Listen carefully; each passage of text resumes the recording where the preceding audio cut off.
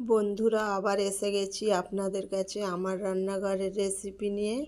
চলুন আমার রান্নাঘরে যাওয়া যাক। সবজিটা আমি সব রেডি করে নিয়েছি। সবজিগুলো সব পরপর ভাজি করে নেব।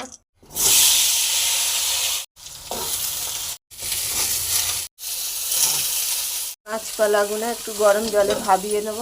ভাজি হয়ে গেছে, নামিয়ে নেব।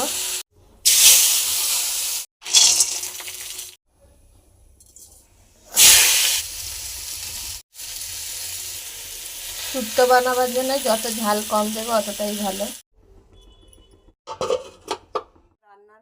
বন্ধুরা, রান্নার ফাঁকে আমি আর একটা রেসিপি দেখাচ্ছি। কাঁচকলা আর ঝিঙের খোসায় আমি চপ বাইনে দেখাবো। লবণ হলুদ দিয়ে সেদ্ধ করে নেব।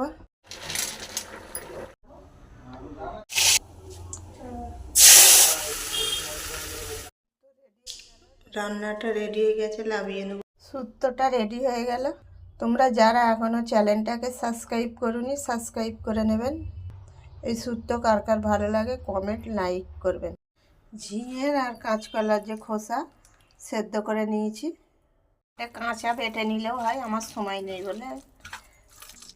সব রকম মশলা বেসন দিয়ে মাখিয়ে নেব। বেসন দিয়ে মাখিয়ে নিয়েছি,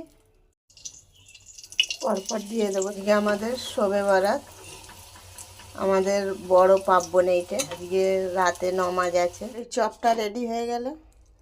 ভালো লাগলে একটা লাইক